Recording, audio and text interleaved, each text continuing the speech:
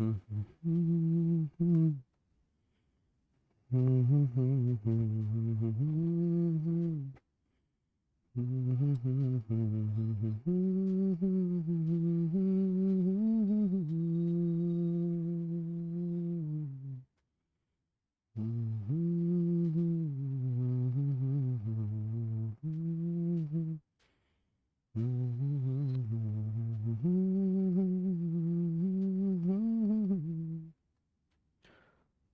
Hello hello hello hello.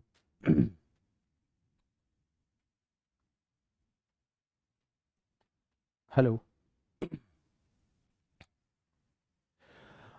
Hello बच्चों, क्या हाल चाल, कैसे हो आप सारे के सारे बच्चे। बहुत बहुत स्वागत है आप सभी बच्चों का आपके अपने प्यारे से YouTube चैनल के ऊपर जिसका नाम है आशीष सिंह लेक्चर्स। मैं उम्मीद करता हूं आप सारे के सारे बच्चे एकदम स्वस्थ होंगे, एकदम मस्त होंगे और सबसे इंपॉर्टेंट है सारे के सारे बच्चे अपनी पढ़ाई लिखाई अपनी मंजिल को पाने की तैयारियों के अंदर व्यस्त होंगे। राइट? कैसे हो आप सारे के सारे बच्चे? Very good evening to all of you. Very good evening. जितने भी बच्चे यहां पर प्रेजेंट हैं एक बार मुझे बता दो, मेरी आवाज एकदम परफेक्ट सुनाई दे रही है या फिर नहीं सुनाई दे रही है, और क्लास एकदम परफेक्ट दिखाई दे रही है या फिर नहीं दिखाई दे रही है। दो चीजें मुझे कंफर्म कर दो कमेंट्स के अंदर, and then we will start. फिर करेंगे अपन स्टार्ट आज की कहानी को।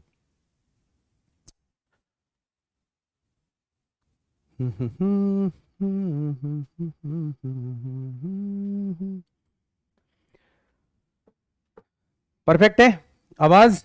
यस, बहुत बढ़िया। तो हर लेक्चर की तरह इस लेक्चर की शुरुआत भी होगी हमारे स्लोगन के साथ में, हैशटैग जिद कर। क्या याद दिलाता है ये स्लोगन हमें?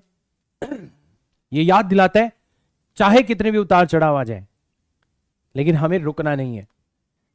कैसी भी रुकावट आ जाए हमें लड़ना है और हमें अपना संघर्ष जारी रखना है।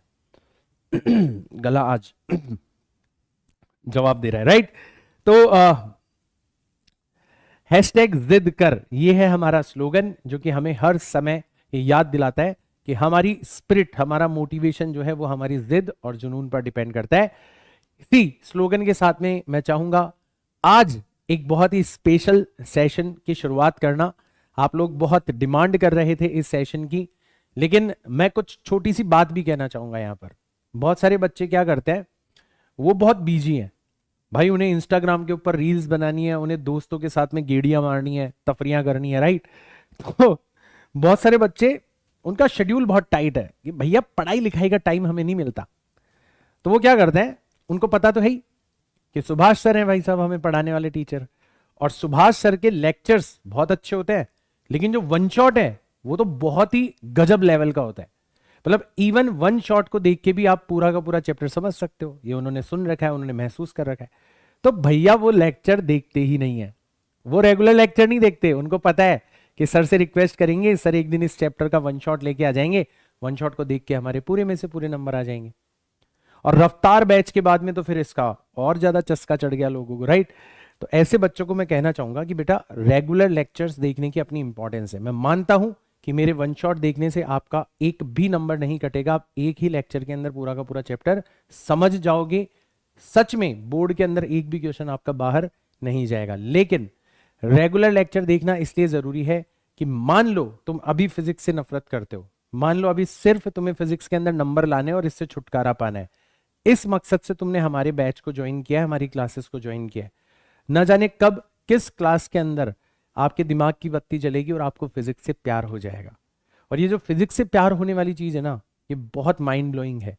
क्योंकि जब लाइफ में कभी तुम उदास होगे, जब किसी चीज में मन नहीं लग रहा होगा, मैं अपने एक्सपीरियंस से बता रहा हूं, तब तुम्हारे पास में फिजिक्स होगी, जब तुम्हारे आसपास के नेचर की स्टडी जो है वो तुम्हें जिंदगी के अंदर इंटरेस्ट बनाए रखने के ऊपर मजबूर कर देगी।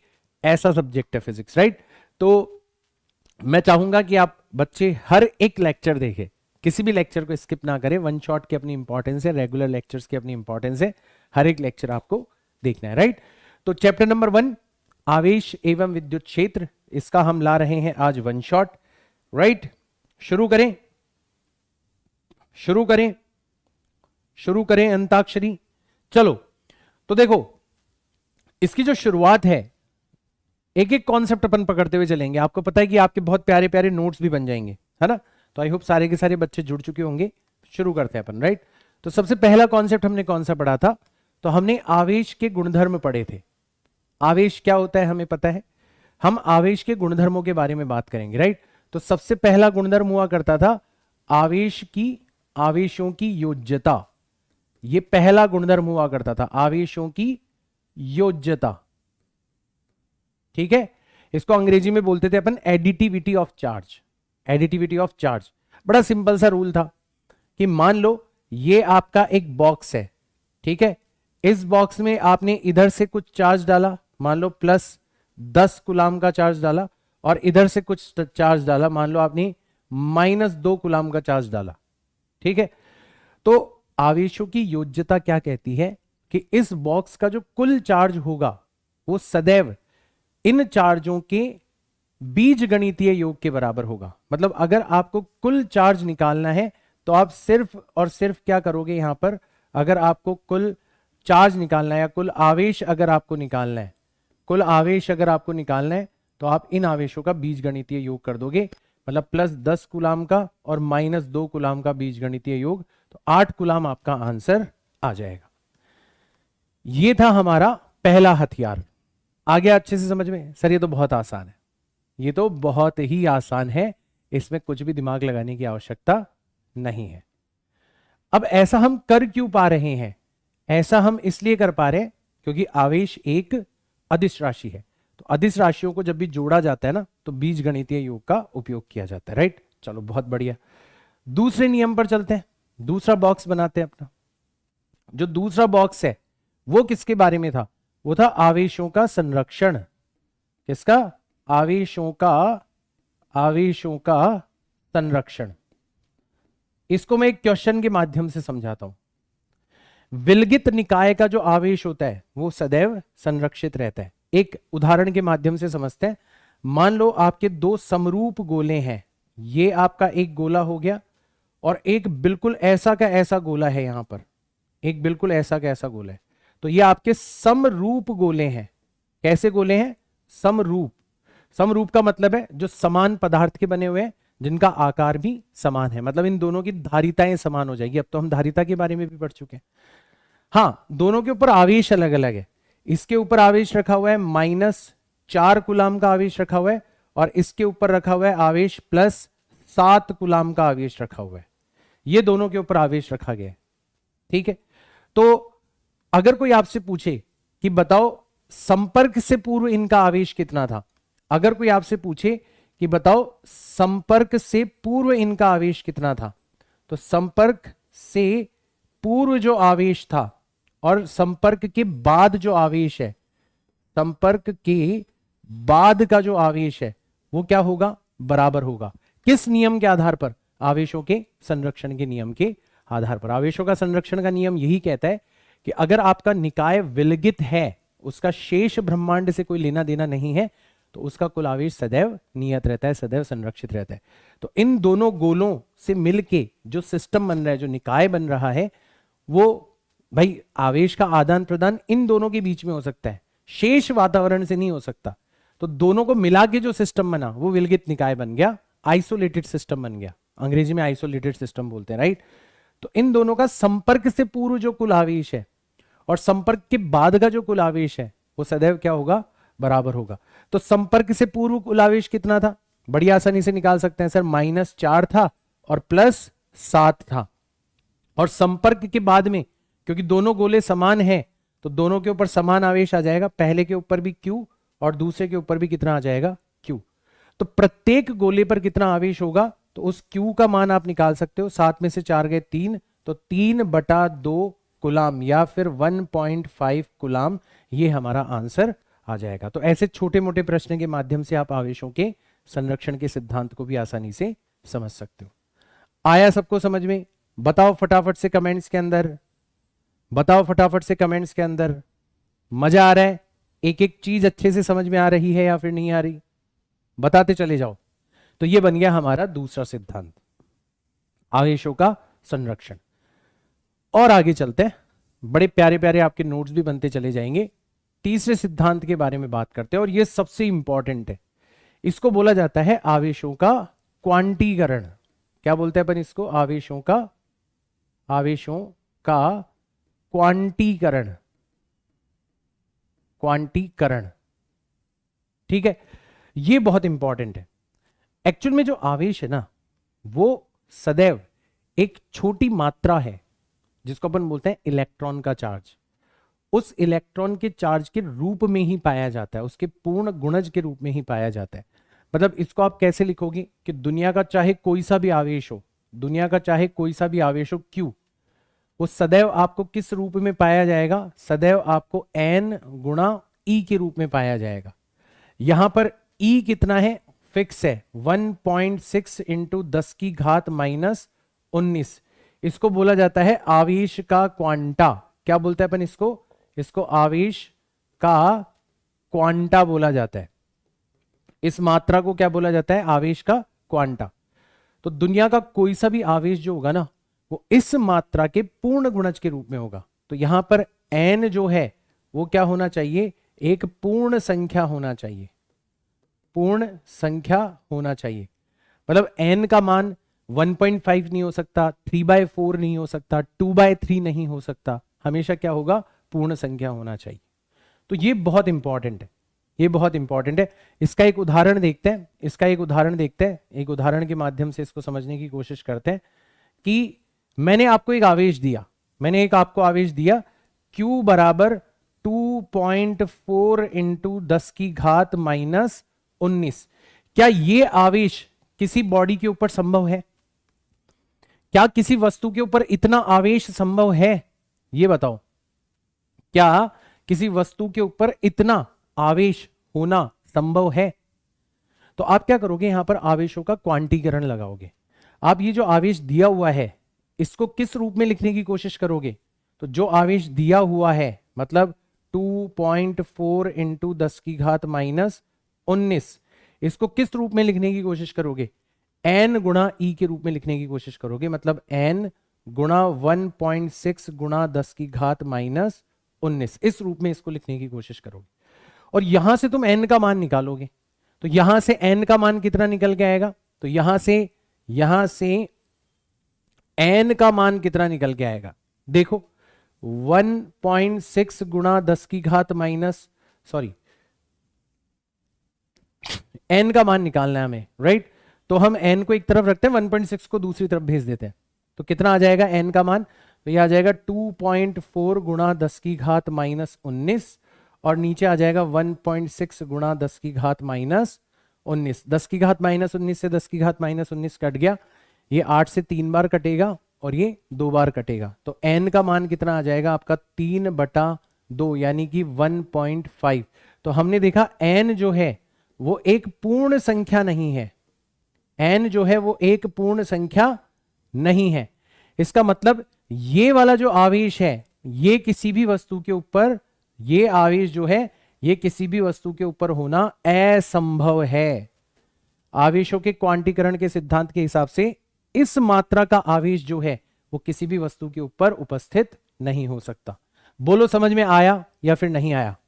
ये बन गया हमारा तीसरा बॉक्स, ये बन गया हमारा तीसरा बॉक्स। एक एक चीज अच्छे से समझ में आ रही है? मजा आ रहा है या नहीं ये बताओ फटाफट से। आ रहा है सबको समझ में? ठीक है। दो कैसे हुआ? दो कैसे हुआ? कहां पर कहां पर कहां पर? बेटा ये Q और Q मिलके 2Q हो जाएगा ना, और फिर 2 को अपन नीचे लेके जाएंगे तो 3/2 हो जाएगा, है ना? ठीक है, आ रहा है समझ में सबको? और यहां पर पूछो 2 कैसे आया, तो 8 से काटेंगे भाई, 8 तिया 24 होता है और 8 दूनी 16 होता है, तो 3/2 आ जाएगा ना। कौन सी गणना के बारे में बात कर रहे हो बताओ? ठीक है, आ रहा है मस्त? यहां तक एकदम मक्खन? वेरी गुड, चलो बहुत बढ़िया। तो ये हमारा तीसरा सिद्धांत हो गया। तो हमने आवेशों के गुणधर्म देख लिए, ठीक है। फिर उसके बाद में अपन जाते हैं कूलाम बल के ऊपर। जो अगला हमारा बॉक्स है, जो अगला हमारा कॉन्सेप्ट है, कॉन्सेप्ट नंबर 4, वो क्या है? दो बिंदु आवेशों के मध्य, दो बिंदु आवेशों के मध्य लगने वाला, दो बिंदु आवेशों के मध्य लगने वाला कूलाम बल, दो बिंदु आवेशों के मध्य लगने वाला कूलाम बल। ये क्या है, सबको आता होगा, बहुत आसान है सर। दो आवेश है, दोनों किस प्रकार के आवेश होने चाहिए, बिंदु आवेश होने चाहिए। तो ये आपका पहला आवेश हो गया Q1 और ये आपका दूसरा आवेश हो गया Q2, और इन दोनों के बीच की जो दूरी है वो हो गई कितनी, R।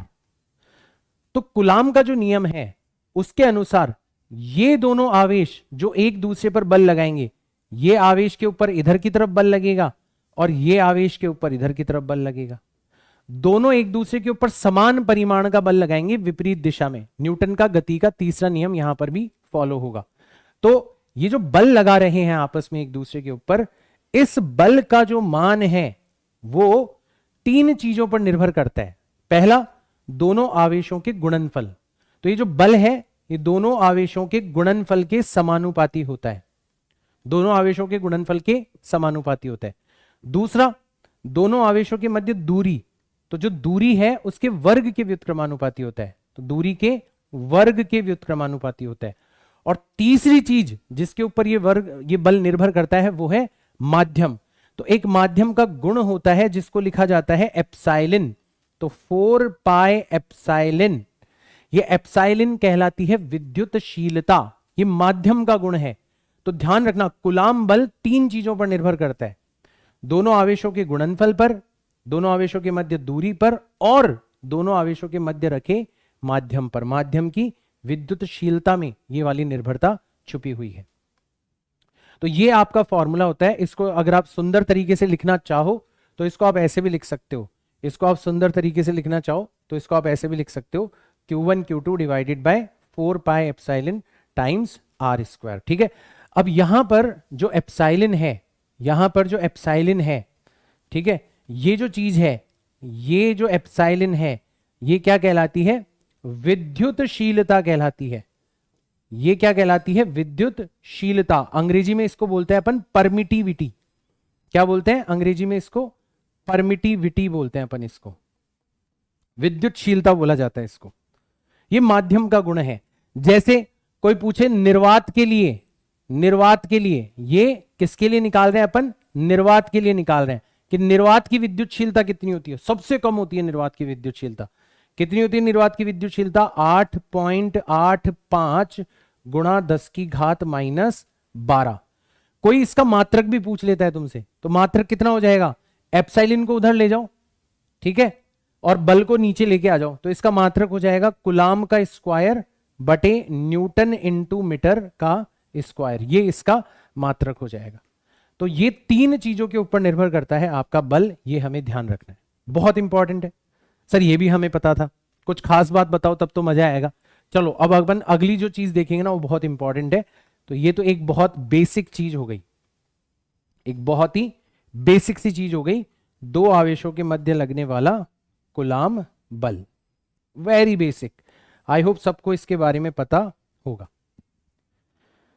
अच्छा, निर्वात के लिए अपन पता क्या करते हैं, यहां पर एप्साइलिन नॉट का मान नहीं रखते अपन, 1/4 पाई एप्साइलिन नॉट, पूरे का ही मान ध्यान रख लेते हैं। कितना होता है, 9 × 10 की घात 9, ठीक है, 1/4 पाई एप्साइलिन नॉट, ये जो होता है ना इसको लिखा जाता है K, और इसका मान होता है 9 × 10 की घात 9, ये होता है इसका मान।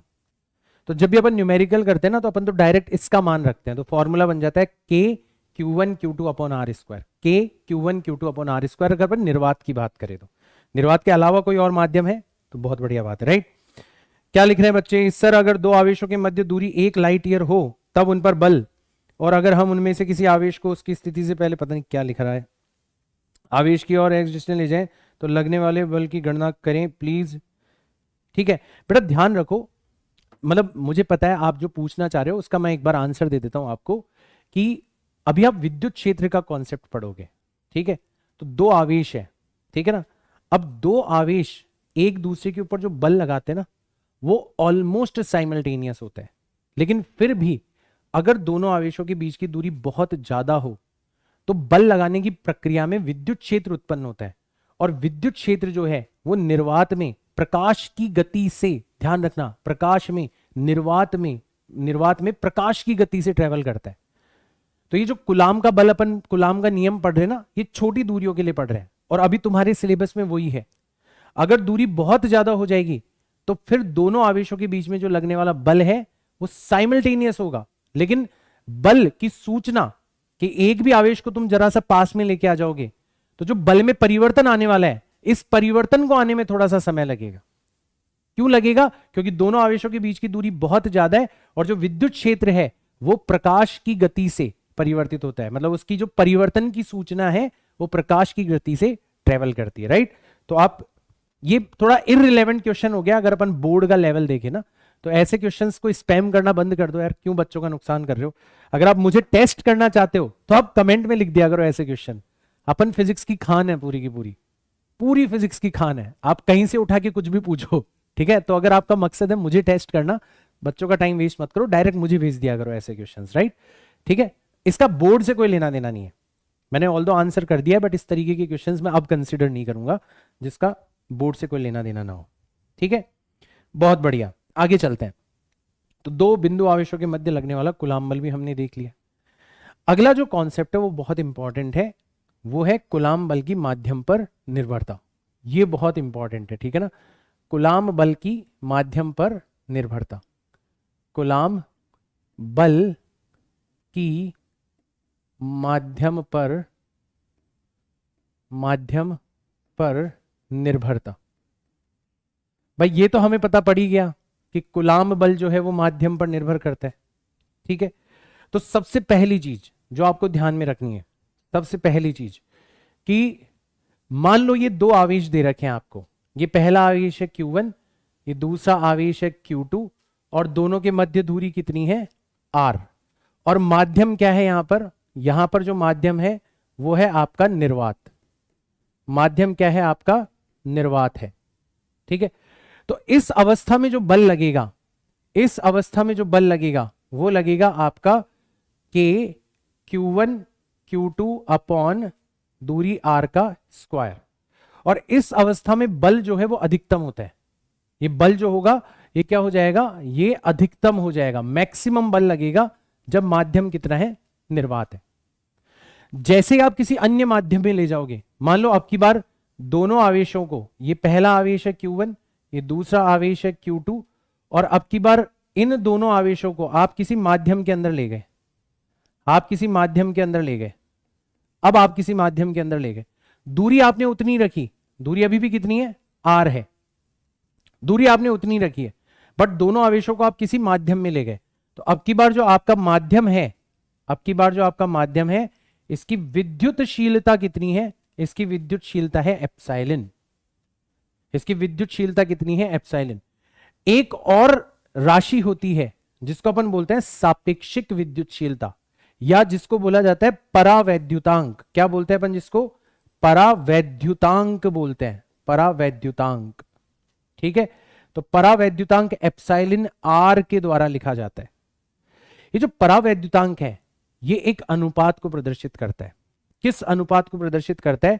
कि जैसे ही आप इन दोनों आवेशों को निर्वात की बजाय किसी माध्यम में ले जाओगे तो आपका बल घट जाएगा, F डैश रह जाएगा, और कितने अनुपात के द्वारा घट जाएगा वो अनुपात कहलाता है आपका एप्सिलॉन R। मतलब पहले जो बल था F, इसके तुलना में बटे एप्सिलॉन R रह जाएगा। यानी कि एप्सिलॉन R को आप ऐसे लिख सकते हो, निर्वात में बल, निर्वात में लगने वाला बल बटे माध्यम में लगने वाला बल। ये निर्वात में लगने वाला बल है दो आवेशों के बीच में, और ये माध्यम में लगने वाला बल है, इन दोनों के अनुपात के रूप में लिख सकते हो। और इन दोनों का मान रखोगे जब आप, ठीक है, तो मान रखने पर आप ऐसे भी लिख सकते हो इसको कि 1/4 pi epsilon not epsilon R गुणा Q1 Q2 upon R square. थोड़ा छोटा लिख रहा हूं बट ये सारी की सारी चीजें मैं बोल भी रहा हूं साथ में, ठीक है। तो जब आप अनुपात के रूप में लिखोगे तो यहां पे आपको ये epsilon divided by epsilon not, माध्यम की विद्युतशीलता बटे निर्वात की विद्युतशीलता के रूप में भी नजर आएगा।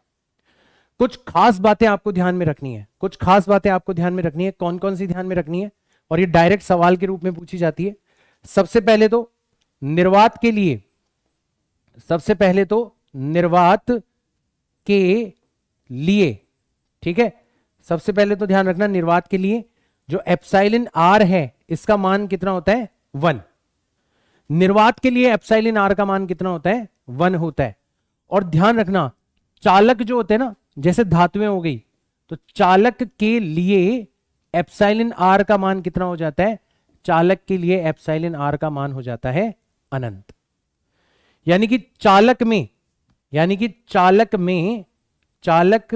में दो आवेशों के बीच में लगने वाला बल कितना हो जाता है, शून्य हो जाता है। इतनी इंपॉर्टेंट चीजें हैं इतनी इंपॉर्टेंट चीजें, आपको एक एक चीज बारीकी से पता होनी चाहिए, इतनी इंपॉर्टेंट है ये जितनी भी चीजें मैं यहां पे लिखवा रहा हूं। तो ये कहलाती है कूलाम बल की माध्यम पर निर्भरता। किस प्रकार से कूलाम बल जो है वो माध्यम पर निर्भर करता है।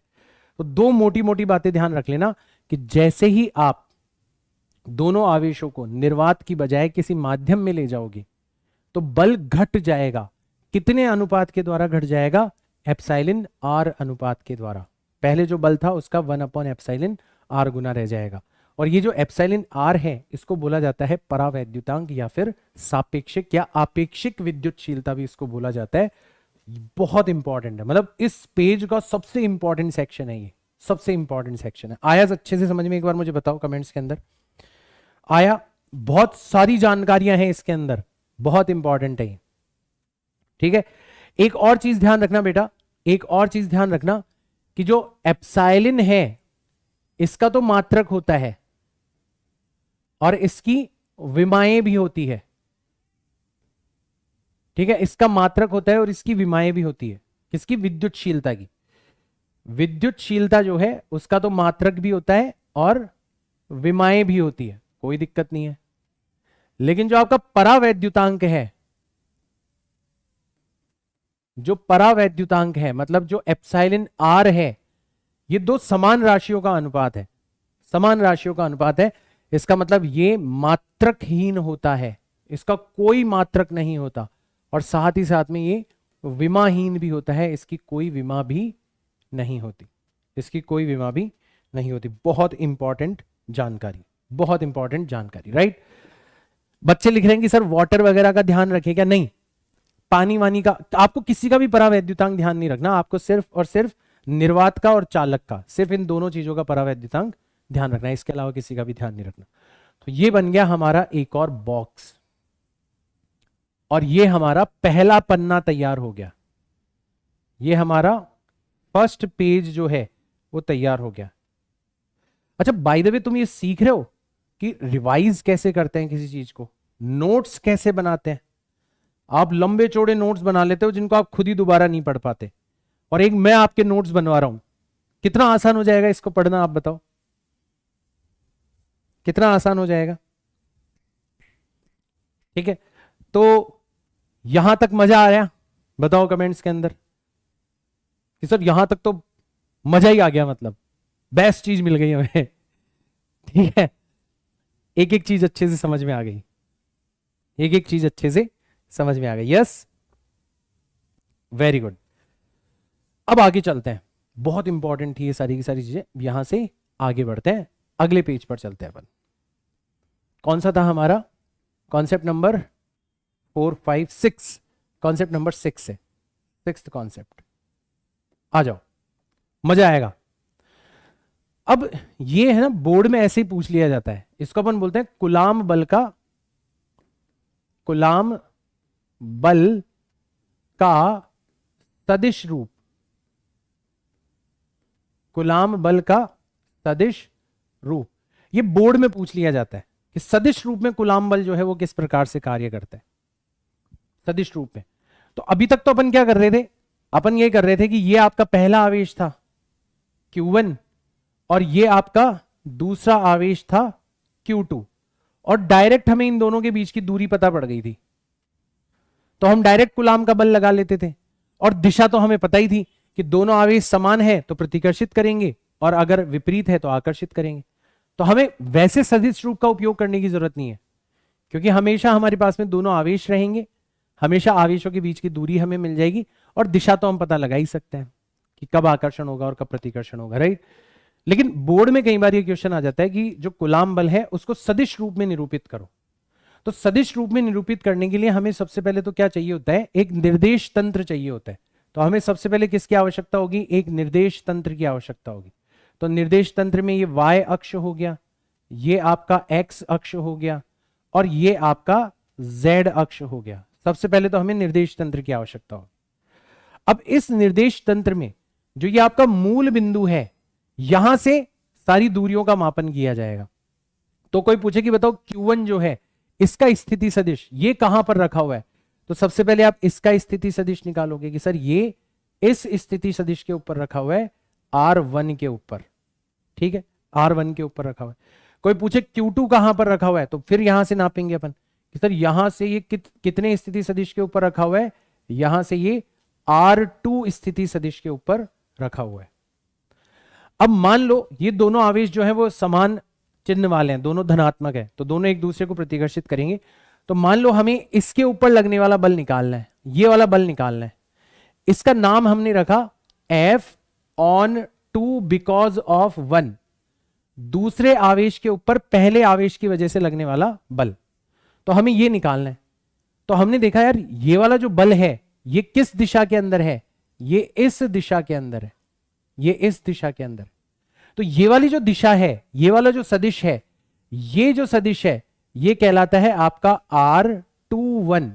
इसको आप ऐसे भी लिख सकते हो, R2 सदिश माइनस R1 सदिश, ऐसे भी लिख सकते हो। भाई जिसकी तरफ सिर है वो पहले और जिसकी तरफ पूंछ है वो बाद में। तो ये वाला सदिश किसको प्रदर्शित करता है, R2 माइनस R1, इसको लिखा जाता है R21। तो हमने सदिश रूप में देखा कि जो ये बल लग रहा है ये किस दिशा में है, ये R21 की दिशा में है। तो अपन सदिश रूप में कैसे लिखेंगे, तो अपन इस प्रकार से लिखेंगे कि जो आपका F21 होगा, हम ऐसे लिखेंगे कि जो आपका F21 होगा, सदिश रूप में लिख रहे हैं अपन, तो इसका परिमाण तो कितना हो जाएगा, तो परिमाण तो हो जाएगा K Q1 Q2 बटे दोनों के बीच की दूरी का स्क्वायर। तो दोनों के बीच की दूरी को अपनों ने लिखा है R21, तो इसके परिमाण का स्क्वायर, दूरी का मतलब है परिमाण, तो परिमाण का तो हमने कर दिया स्क्वायर। तो ये तो आ गया बल का परिमाण। और अब दिशा, दिशा कौन सी है, ये वाली दिशा, तो दिशा को लिखा जाता है R21 का एकांक सदिश। ऐसे अपन इसको लिख सकते हैं, ये कहलाता है सदिश रूप। इसको आप चाहो तो ऐसे भी लिख सकते हो कि F21 सदिश जो होगा वो किसके बराबर हो जाएगा, K Q1 Q2 बटे R21, इस सदिश के परिमाण का क्यूब। आप बोलोगे सर यहां तो स्क्वायर था, यहां पर क्यूब कैसे हो गया, क्योंकि जो एकांक सदिश होता है वो खुद किसके बराबर होता है, सदिश। तो अब की बार मैंने यहां पर लिखा है R21 सदिश बटे सदिश का परिमाण। तो सदिश का परिमाण एक और बार गुणा हो गया, यहां पे कुल पावर कितनी हो गई, 3 हो गई। तो ये जस्ट याद रखने वाली चीज है कि हाँ भाई अगर हमें कभी सदिश रूप में पूछ लिया जाए तो हमें ये डायग्राम बना के आना है, और हमें किसी भी एक आवेश के ऊपर लगने वाला जो बल है उसको इज्जत से सदिश रूप में बता के आना है। ठीक है, इसका कोई उपयोग नहीं है सवाल वगैरह करने के अंदर। ठीक है, तो ये चीज आपको थोड़ा सा मैं ये कहूंगा कि आपको स्टेप बाय स्टेप याद रखनी है। जैसा मैंने आपको बताया कि भाई ये पहला आवेश है, ये दूसरा आवेश है, दोनों के बीच की दूरी मिल गई, हम कभी भी सदिश रूप का उपयोग नहीं करेंगे। हम तो हमारा जो नॉर्मल कूलाम बल है पहले परिमाण निकाल लेंगे और दिशा अपन वैसे ही देख लेते हैं। लेकिन अगर बोर्ड में पूछ ही लिया जाए कि बताओ कूलाम बल का सदिश निरूपण क्या है, या कूलाम बल को सदिश रूप में निरूपित कीजिए, तो फिर आपको ये चित्र बना के आना है। ये पहला आवेश इसका स्थिति सदिश, ये दूसरा आवेश इसका स्थिति सदिश, दोनों के बीच की जो दूरी है उसका स्थिति सदिश, बल आपने दिखाई दिया, बस बल को आप इस रूप में लिख के आ जाना। और इसमें ऐसा कुछ ऐसा है नहीं कि आपको लगे कि सर समझ में नहीं आ रहा है, तो बहुत आसान है भाई। हमने जो बल का परिमाण है उसको दिशा से ही तो गुणा किया है भाई। सदिश का मतलब क्या होता है, परिमाण गुणा दिशा। तो परिमाण तो हमें वैसे ही पता है, K गुणा पहला आवेश दूसरा आवेश बटा दूरी का स्क्वायर। यहां तो कोई नई चीज है ही नहीं ना, बस दिशा से हमने गुणा कर दिया, बन गया सदिश। इसमें क्या बड़ा है इसके अंदर, ये बताओ मुझे। ठीक है, तो इसको अगर इतना ही समझोगे ना तो समझ में आएगा, अगर इसमें ज्यादा घुसोगे तो फिर ये समझ में आना बंद हो जाएगा। सिर्फ मैंने जो स्टेप बाय स्टेप तुम्हें समझा है, अगर उतना ध्यान रखोगे मस्त समझ में आ गया होगा तुम्हें, सच में समझ में आ गया होगा तुम्हें। कमेंट्स के अंदर बताओ मुझे, एकदम मक्खन हो गया होगा कि हाँ सर पहले भले ही नहीं आया होगा कभी, पर आज तो पूरा अच्छे से समझ में आ गया कि इसका मतलब क्या है, सदिश रूप का मतलब क्या है। ठीक है, तो ये हमारा बन गया बॉक्स नंबर 6। दिस इज और बॉक्स नंबर 6। तो ये बोर्ड में सवाल के रूप में पूछा जा सकता है। ये बोर्ड में किसके रूप में पूछा जा सकता है? सवाल के रूप में पूछा जा सकता है, इसलिए मैंने इसको अलग से करवा दिया। अब आते हैं हम हमारे बॉक्स नंबर 7 पर। बॉक्स नंबर 7, तो ये कहलाता है हमारा विद्युत क्षेत्र। विद्युत क्षेत्र, तो सबसे पहले तो विद्युत क्षेत्र की परिभाषा क्या होती है, तो ये आपको ध्यान रखना है। जो विद्युत क्षेत्र होता है, ठीक है, सदिश राशि है, ठीक है, तो इसको अपन कैसे परिभाषित करते हैं? इसको अपन करते हैं किसी स्थान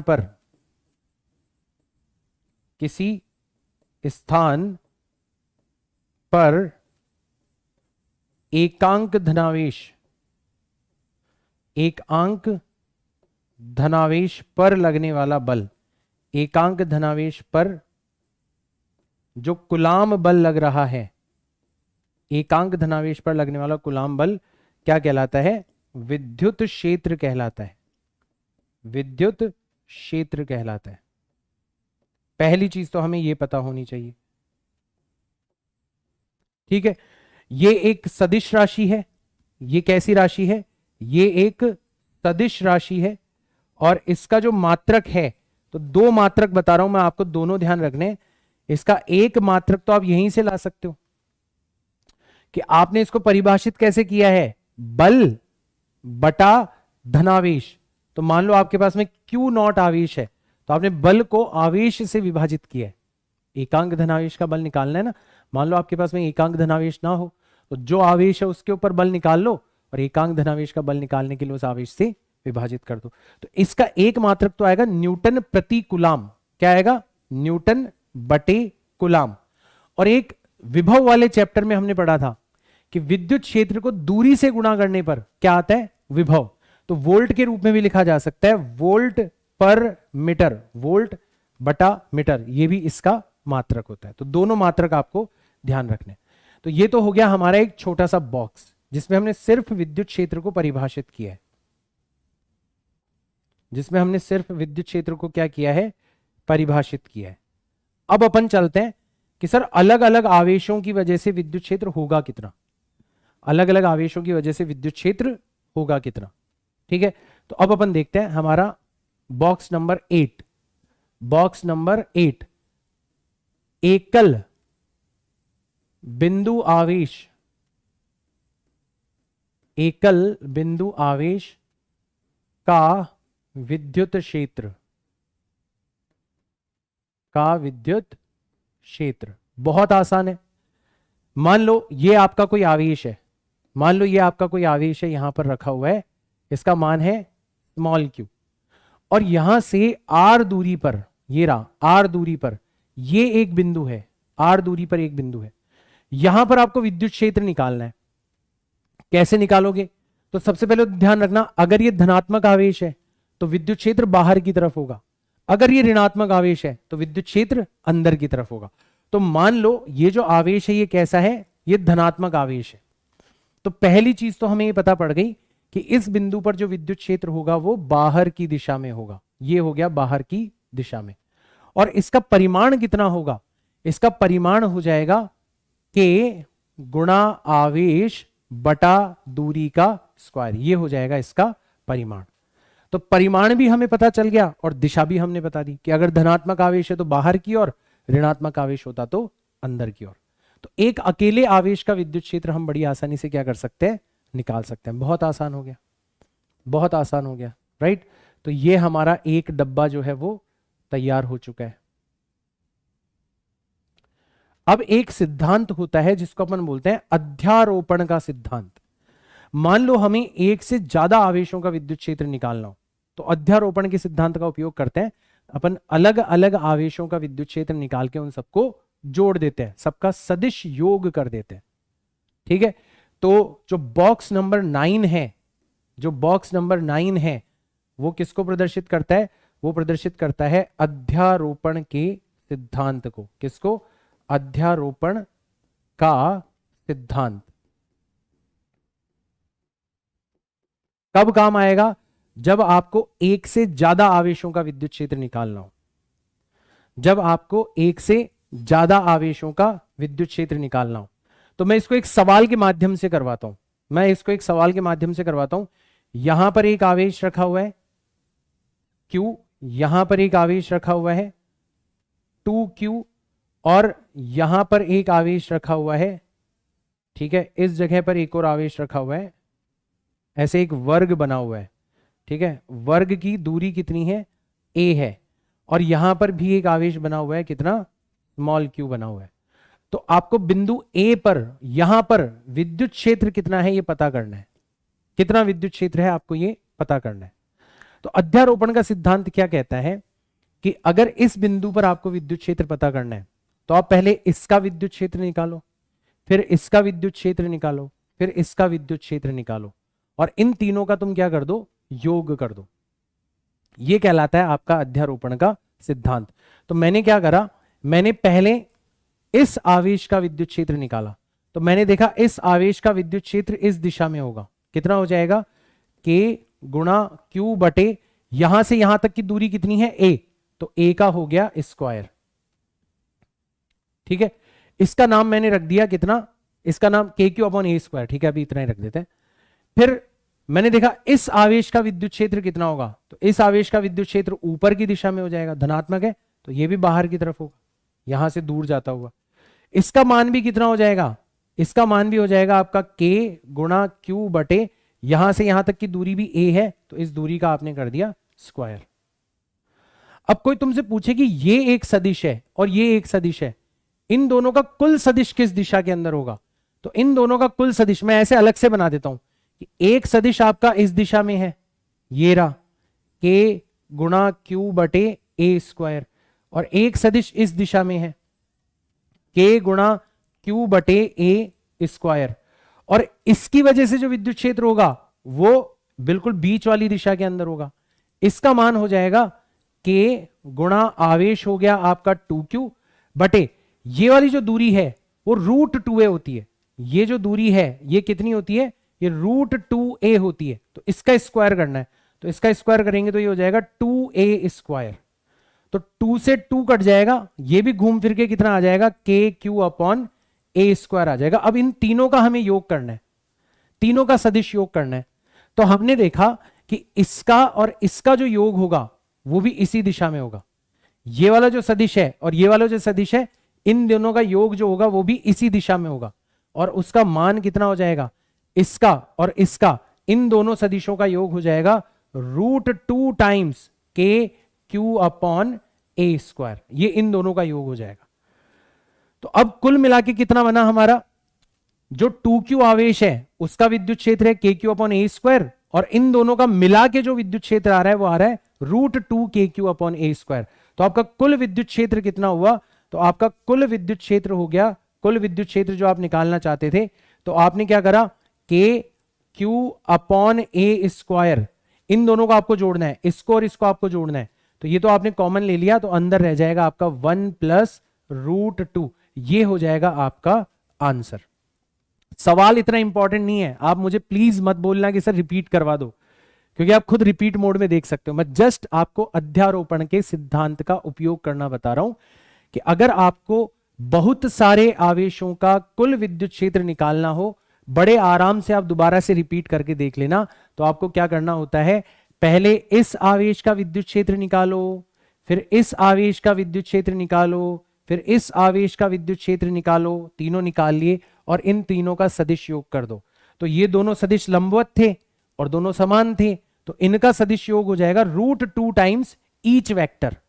जब भी दो समान सदिश लंबवत होते हैं तो उनका परिणामी सदिश कितना होता है? √2 गुना होता है। तो ये वाला और ये वाला सदिश समान है और एक दूसरे के लंबवत है, तो परिणामी सदिश हो गया √2 KQ अपॉन A स्क्वायर, और KQ अपॉन A स्क्वायर आपका पहले से ही था।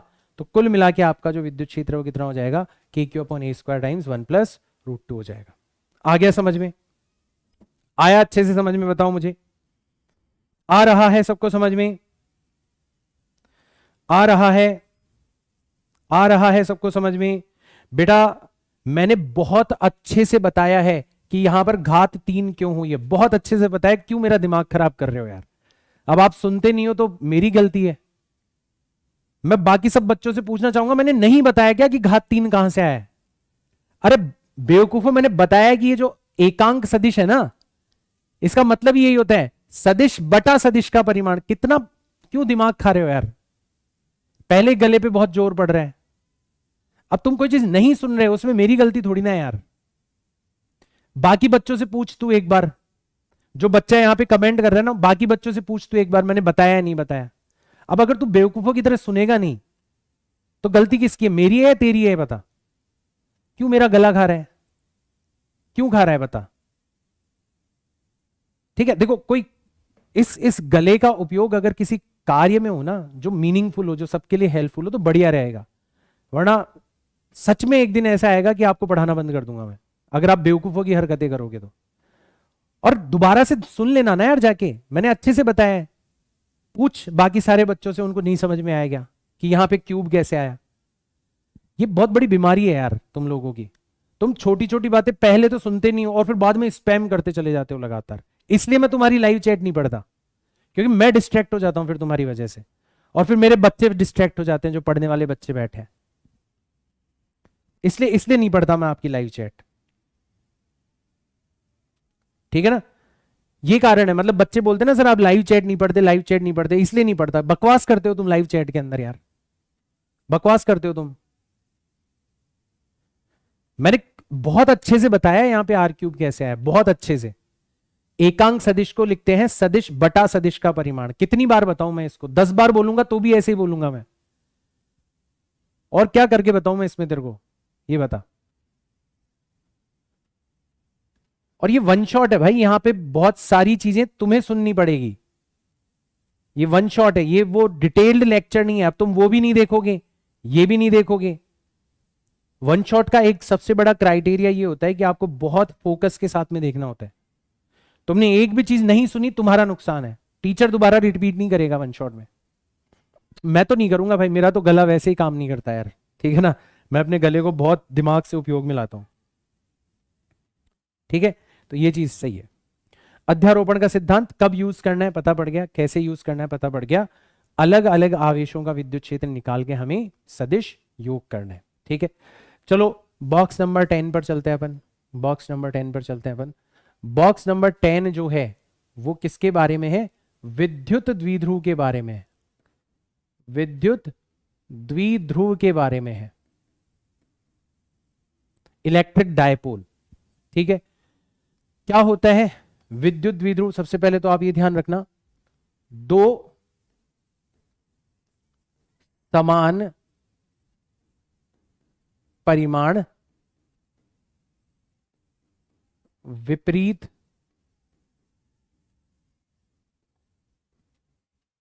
चिन्ह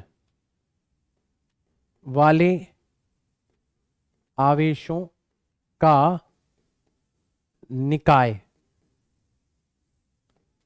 जो एक दूसरे से अति सूक्ष्म दूरी पर रखे हों, अति सूक्ष्म दूरी पर रखे हों, ये क्या कहलाता है? आपका विद्युत द्विध्रुव कहलाता है। तो एक तो छोटा क्वेश्चन यही पूछ लिया जाता है कि विद्युत द्विध्रुव होता क्या है? दो समान परिमाण वाले आवेश होने चाहिए, दोनों का चिन्ह विपरीत होना चाहिए। ध्यान से सुनो, ध्यान से सुनो, नहीं सुन रहे मेरी गलती नहीं है। हां, अगर कोई चीज मैंने नहीं बताई है वो मैं बता दूंगा आपको कि सर आपने देखो ये नहीं बताया। लेकिन अगर तुम मुझे किसी बताई हुई चीज को दोबारा बताने के लिए बोलोगे ना, तो मैं तुम्हें डांट लगाऊंगा फिर यार, क्योंकि फोकस तुम्हारी तरफ से आना चाहिए भाई। मैं बार बार थोड़ी ना बोलूंगा किसी चीज को, फिर तो मैं करवा ही नहीं पाऊंगा वन शॉट में पूरा का पूरा चैप्टर, अगर मैं बार बार एक ही चीज समझाता रहा तो। क्योंकि कभी 10 बच्चे नहीं सुनेंगे, कभी 20 बच्चे नहीं सुनेंगे, कभी 5 बच्चे नहीं सुनेंगे, कभी वो बोलेंगे हमें दोबारा बता दो, कभी वो बोलेंगे हमें दोबारा बता दो। मेला थोड़ी ना यार, ये मेले में थोड़ी ना आए हुए हैं अपन, पढ़ने आए हुए हैं ना। तो तुम्हारी गलती है, तुम फोकस नहीं कर पा रहे, ठीक है ना? तो ये चीज थोड़ा ध्यान रखो, ठीक है? तो अति सूक्ष्म दूरी पर होने चाहिए, मतलब जो परमाणविक दूरी होती है ना, लगभग 10 की घात माइनस 10 मीटर, इतनी दूरी पर होने चाहिए। तब तो निकाय क्या कहलाता है आपका, द्विध्रुव कहलाता है। तब निकाय क्या कहलाता है आपका, द्विध्रुव कहलाता है, ठीक है ना। तो जो द्विध्रुव है उसको हम ऐसे बता सकते हैं, ये एक आवेश हो गया आपका माइनस क्यू आवेश, ये एक आवेश हो गया आपका प्लस क्यू आवेश, और इन दोनों को मिलाने वाली जो रेखा है वो क्या बन गई, वो बन गई इनका अक्ष, और इस अक्ष को बिल्कुल बीचों बीच से समद्विभाजित करने वाली जो रेखा है ये बन गई निरक्ष, ये बन गई निरक्ष, ठीक है। सामान्यतया जो दूरियों का मापन किया जाता है वो केंद्र से किया जाता है, तो केंद्र से इस आवेश की दूरी है a, ठीक है, और केंद्र से इस आवेश की दूरी भी कितनी है, a है, तो कुल मिला के दूरी कितनी हो गई, 2a हो गई। तो यहां पर एक भौतिक राशि है जिसको इस द्विध्रुव के लिए परिभाषित किया जाता है, जो कि द्विध्रुव को प्रदर्शित करती है, उसको अपन बोलते हैं द्विध्रुव आघूर्ण। क्या बोलते हैं अपन उसको, द्विध्रुव आघूर्ण बोलते हैं। क्या बोलते हैं, द्विध्रुव आघूर्ण। कैसे परिभाषित करते हैं, आवेश गुणा आवेशों के बीच की दूरी, गुणा आवेशों के बीच की दूरी, ठीक है। इसको ऐसे ही याद रखना, 2aq याद मत रखना बेटा, गलती कर बैठोगे, 2aq ये मत याद रखना। कैसे याद रखोगे, द्विध्रुव आघूर्ण होता है आवेश गुणा आवेशों के बीच की दूरी, इसको p के द्वारा प्रदर्शित करते हैं, तो p हो जाएगा आपका आवेश है q, और आवेशों के बीच की दूरी इस चित्र में कितनी है, 2a है। इस चित्र के लिए अगर मैं लिखूं तो 2a है, तो इसका मान हो जाएगा आपका 2a मल्टीप्लाइड बाय q। ये एक सदिश राशि है, ध्यान रखना कैसी राशि है ये एक सदिश राशि है, ठीक है, और इसकी जो दिशा है वो माइनस क्यू से प्लस क्यू की दिशा में होती है, प्लस क्यू की दिशा में। ये एक सदिश राशि है भाई। आइडिया ये है कि हमें द्विध्रुव को प्रदर्शित करना है। हमें किसको प्रदर्शित करना है, द्विध्रुव को। तो हमें दो चीजें बतानी पड़ेगी कि एक तो द्विध्रुव में आवेश कितना है, तो आवेश आ गया इसमें। भाई द्विध्रुव का पहला गुण क्या है कि कितने आवेश से मिलकर बना हुआ है द्विध्रुव, तो हमने आवेश ले लिया। फिर दूसरा गुण क्या है कि दोनों आवेशों के बीच की दूरी कितनी है, हमने वो भी ले ली। और तीसरा गुण क्या है कि तुम्हारा द्विध्रुव रखा हुआ कैसे है। भाई एक्स अक्ष की दिशा में रखा हुआ है, वाई अक्ष की दिशा में रखा हुआ है, किसी कोण पर रखा हुआ है। दिशा भी तो इंपॉर्टेंट है ना कि द्विध्रुव रखा हुआ कैसे है, तो हमने दिशा भी इंक्लूड कर ली। हमने द्विध्रुव आघूर्ण को एक सदिश राशि बना लिया जिसकी दिशा हमेशा माइनस क्यू से प्लस क्यू की ओर होती है, मतलब वो हमेशा ये बता देगा कि द्विध्रुव रखा हुआ कैसे है। तो इसलिए मैं बोलता हूं कि द्विध्रुव आघूर्ण जो है वो द्विध्रुव की पहचान है। जैसे ही तुम्हें द्विध्रुव आघूर्ण मिल गया, तुम्हें पता पड़ गया कि उस द्विध्रुव में कितना आवेश है, दोनों आवेशों के बीच की दूरी कितनी है, और साथ ही साथ में वो जो द्विध्रुव है वो किस तरीके से रखा हुआ है, दिशा से आपको ये भी पता पड़ जाएगा, राइट। इसलिए हमने इसको एक सदिश राशि बनाया। तो ये बन गया हमारा बॉक्स नंबर, ये बन गया हमारा बॉक्स नंबर 10। आई होप यहां तक एकदम अच्छे से सारी चीजें समझ में आ गई होगी। अगर कोई चीज नहीं समझ में आ रही, मान लो स्पीड आपको ज्यादा तेज लग रही है, तो ये वीडियो सदैव के लिए यहां पर रहेगा। अब ये तुम्हारी जिम्मेदारी है कि तुम उस चीज को दोबारा रिपीट करके देखते हो या नहीं देखते। भाई मैं बहुत आराम आराम से पढ़ा रहा हूं, ऐसा तो है नहीं कि वन शॉट के चक्करों में तेज पढ़ा रहा हूं, ऐसा तो है नहीं कि एकदम भागते भागते पढ़ाऊं कि ये कर लो, जल्दी जल्दी कर लो, वो कर लो, ये कर लो। वैसे तो मैं पढ़ा नहीं रहा, मैं तो बहुत आराम आराम से पढ़ा रहा हूं, हर एक चीज को बताते हुए समझा रहा हूं। तुम्हारी जिम्मेदारी है कि अब तुम मान लो किसी चीज के ऊपर फोकस नहीं कर पा रहे, कोई चीज तुम्हें अच्छे से नहीं समझ में आ रही, तो तुम उसको रिपीट कर लेना। जैसे वीडियो खत्म हो, जैसे क्लास खत्म हो, तुम उसको रिपीट कर लेना, राइट। तो ये हमारा हथियार नंबर 10 हो गया। आगे चलते हैं अपन, यहां से 11वें पर चलते हैं अपन, 11वें पॉइंट पर चलते हैं अपन। अब अपन विद्युत द्विध्रुव का विद्युत क्षेत्र निकालते हैं। क्या, विद्युत द्विध्रुव का विद्युत क्षेत्र, ठीक है। तो दो अवस्थाओं में आपसे विद्युत क्षेत्र पूछा जा सकता है, दोनों आपको ध्यान रखना है।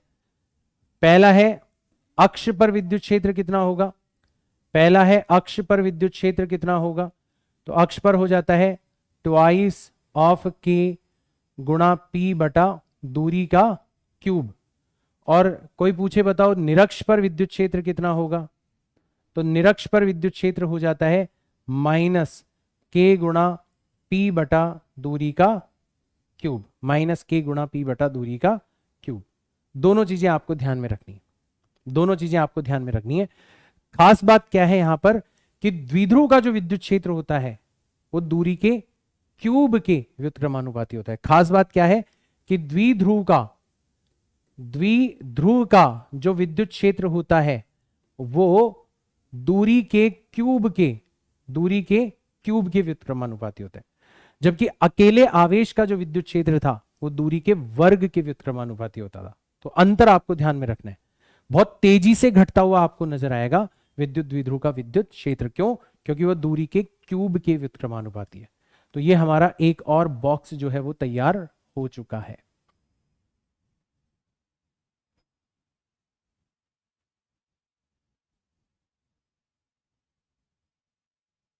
ठीक है, अब इनकी जो डेरिवेशन है, मान लो आपको याद नहीं है तो आप अपनी जो डिटेल क्लास है उसमें जाके डेरिवेशन देख सकते हो। बहुत आसान थी डेरिवेशन। भाई डेरिवेशन के लिए अध्यारोपण का सिद्धांत ही तो यूज करना है हमें। डेरिवेशन करने के लिए हमें अध्यारोपण का सिद्धांत यूज करना है।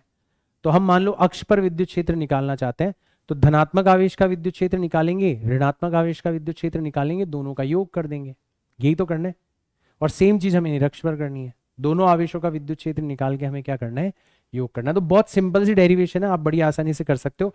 फिलहाल हम यहाँ पर एक बार फॉर्मूला जो है वो रिवाइज कर रहे हैं। ठीक है, बहुत बढ़िया।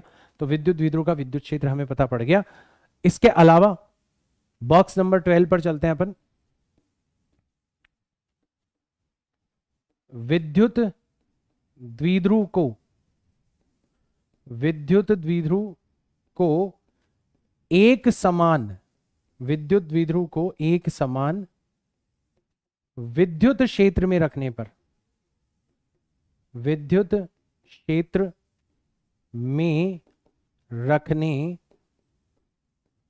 पर क्या होगा, ये बहुत इंपॉर्टेंट है।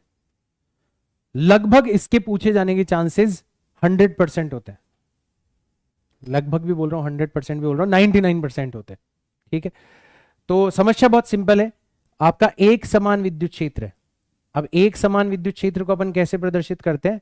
अपन समांतर रेखाओं के द्वारा प्रदर्शित करते हैं। एक समान विद्युत क्षेत्र को किसके द्वारा प्रदर्शित किया जाता है? समांतर रेखाओं के द्वारा प्रदर्शित किया जाता है। तो यह है आपका विद्युत क्षेत्र E। ठीक है, और इसमें एक रखा हुआ है डायपोल। तो ये आपका ऋणात्मक आवेश हो गया माइनस Q, और ये आपका धनात्मक आवेश हो गया प्लस Q। ठीक है, और ये हो गई कौन सी वाली दिशा? ये हो गई आपके विद्युत द्विध्रुव की दिशा। विद्युत द्विध्रुव की दिशा होती है माइनस से प्लस की तरफ। ठीक है, दोनों के बीच का कोण कितना बन रहा है यहां पर? थीटा। और ये जो दूरी है ये अपन कितनी लेते हैं? 2a दूरी लेते हैं। कितनी दूरी होती है? 2a। केंद्र से a, तो कुल मिला के कितनी दूरी हो जाती है? 2a हो जाती है। राइट। तो यहां पर दो तीन चीजें आपको ध्यान में रखनी है। पहला, कुल बल जो होगा ना वो सदैव कितना होगा? कुल बल ये तो हो जाएगा आपका 0, क्योंकि विद्युत क्षेत्र इस धनात्मक आवेश के ऊपर जितना बल इस दिशा में लगाएगी उतना का उतना बल इस ऋणात्मक आवेश के ऊपर विपरीत दिशा में लगाएगी। तो द्विध्रुव पर जो कुल बल होगा वो सदैव कितना होगा? 0। ये पहली चीज ध्यान में रखनी है। फिर आता है कुल बल आघूर्ण, फिर आता है कुल बल आघूर्ण। ठीक है, तो ये जो बल आघूर्ण है ये होता है आपका सदिश रूप में लिखोगे तो ये हो जाता है आपका P cross E। Cross product का मतलब क्या होता है? क्रॉस प्रोडक्ट का मतलब होता है साइन थीटा। तो P गुणा E गुणा साइन थीटा, P गुणा E गुणा साइन थीटा, ये हो जाता है आपका बल आघूर्ण। इतना बल आघूर्ण इसके ऊपर लगता है, और इस बल आघूर्ण की वजह से ये घूम कर विद्युत क्षेत्र की दिशा में आने का प्रयास करता है। अब इसमें भी दो साम्यावस्थाएं हैं, मैंने पहले भी बताया था। Theta is equal to 0। ठीक है, ये कहलाती है आपकी स्थायी साम्यावस्था, और एक होती है थीटा बराबर 180 डिग्री। ये कहलाती है आपकी अस्थाई साम्यावस्था। ये कहलाती है आपकी अस्थाई साम्यावस्था। दो प्रकार की साम्यावस्था होती है। कैसे पता चलता है? वो स्थितिज ऊर्जा से पता चलता है। स्थाई साम्यावस्था में बल भी जीरो है, बल आघूर्ण भी जीरो है। ये तो अस्थाई साम्यावस्था में भी है। भाई theta is equal to zero पर भी आपका बल आघूर्ण जीरो होगा, और theta is equal to 180 degree पर भी आपका बल आघूर्ण जीरो होगा। बल आघूर्ण तो दोनों ही अवस्थाओं में जीरो है। इसका मतलब दोनों ही अवस्थाएं है तो साम्यावस्था, बट इस अवस्था में स्थितिज ऊर्जा न्यूनतम होती है और इस अवस्था में स्थितिज ऊर्जा अधिकतम होती है। इसलिए ये हो जाता है स्थाई और ये हो जाता है अस्थाई साम्यावस्था। और एक और चीज आप ध्यान रख लेना कि theta is equal to 90 degree पर बल आघूर्ण जो होता है वो अधिकतम होता है। बल आघूर्ण जो है वो क्या हो जाता है? वो मैक्सिमम हो जाता है, मैक्सिमम होता है। ये भी आप ध्यान रख लेना। तो कई बार आपको क्या कर दिया जाता है, आपको द्विध्रुव आघूर्ण दे दिया जाएगा, आपको विद्युत क्षेत्र दे दिया जाएगा और आपसे पूछा जाएगा अधिकतम बल आघूर्ण निकालो। अब बच्चे इंतजार करते रहेंगे, सर हमें तो कोण दिया ही नहीं, फॉर्मूले में तो कोण भी यूज होता है, हमें तो कोण दिया ही नहीं। अरे बेवकूफों, उसने तुम्हें बोल दिया अधिकतम बल आघूर्ण निकालो। तो अधिकतम बल आघूर्ण का मतलब है कोण दे दिया गया है कितना, 90 डिग्री, और साइन 90 डिग्री का मान कितना होता है? 1। तो अधिकतम बल आघूर्ण कितना हो जाएगा आपका? P हो जाएगा। तो कई बार है ना, सवाल की गहराई को समझा करो कि सवाल में कहना क्या चाह रहा है आपसे, राइट। तो ये भी हमारा एक बॉक्स हो गया। ये उस पोर्शन में से एक पोर्शन है जिसके ऊपर न्यूमेरिकल्स बनते हैं, जिसके ऊपर न्यूमेरिकल्स बनते हैं। यहां से आपसे न्यूमेरिकल पूछे जाएंगे, ध्यान रखना। यहां से आपसे न्यूमेरिकल पूछे जाएंगे। तो ये हमारा विद्युत द्विध्रुव जो है उसका पूरी कहानी हमने एक तरीके से समेट दी। आ गया अच्छे से समझ में? आ रखा है? आ गया बेटा सबको समझ में? ठीक है, चलो। और किस किस का विद्युत क्षेत्र हमें ध्यान रखना है सर?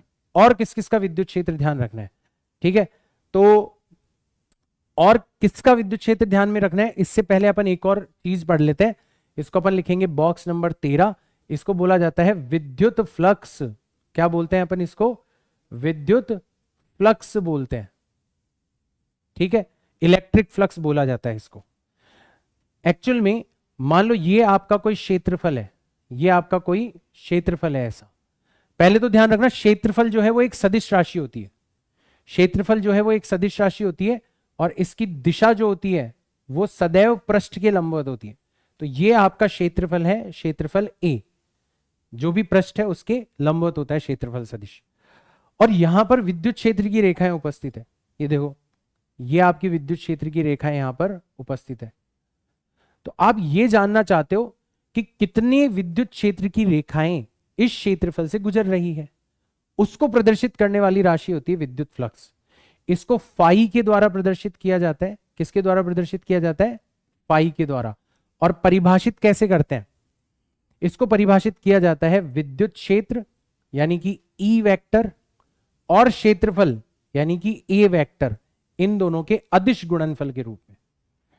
तो विद्युत क्षेत्र और क्षेत्रफल सदिश का अदिश गुणनफल क्या कहलाता है? आपका विद्युत फ्लक्स कहलाता है। इसको आप ऐसे भी लिख सकते हो, ई गुणा ए गुणा कॉस थीटा, जहां पर थीटा इन दोनों के बीच में बनने वाला कोण है।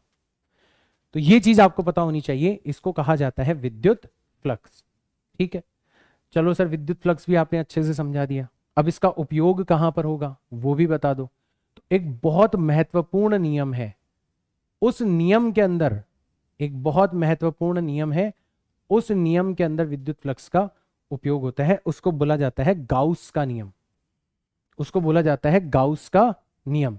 तो ये बन जाएगा हमारा बॉक्स नंबर 14, गाउस का नियम। क्या कहता है गाउस का नियम? गाउस का नियम सबसे पहले तो ये कहता है कि आपकी जो पृष्ठ है वो कैसी होनी चाहिए? बंद पृष्ठ होनी चाहिए।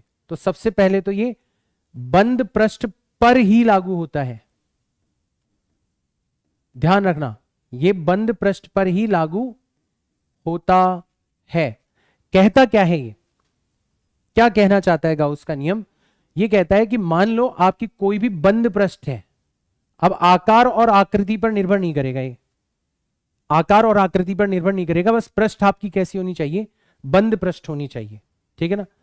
तो गाउस का नियम कहता है कि बंद पृष्ठ से गुजरने वाला कुल फ्लक्स जो होगा, गाउस का नियम कहता है कि बंद पृष्ठ से गुजरने वाला, बंद पृष्ठ से गुजरने वाला कुल फ्लक्स जो होता है, कुल फ्लक्स जो होता है, मतलब फाई, जिसको आप क्षेत्रफल of E dot ds vector लिख सकते हो, इस पूरी की पूरी पृष्ठ के अनुदिश, पूरी की पूरी पृष्ठ पर छोटे छोटे टुकड़ों में विभाजित कर लो और हर टुकड़े से निकलने वाला विद्युत फ्लक्स निकाल लो, सबका योग कर दो।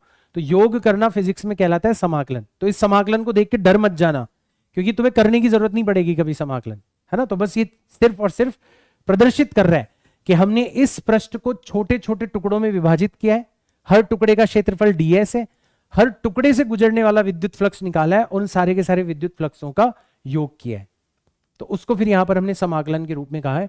तो गाउस का नियम कहता है कि बंद पृष्ठ से गुजरने वाला कुल फ्लक्स जो है वो या तो तुम समाकलन का उपयोग करके निकालो, या फिर गाउस का नियम कहता है कि डायरेक्ट तुम इसको किसके बराबर लिख सकते हो, Q inside divided by epsilon not.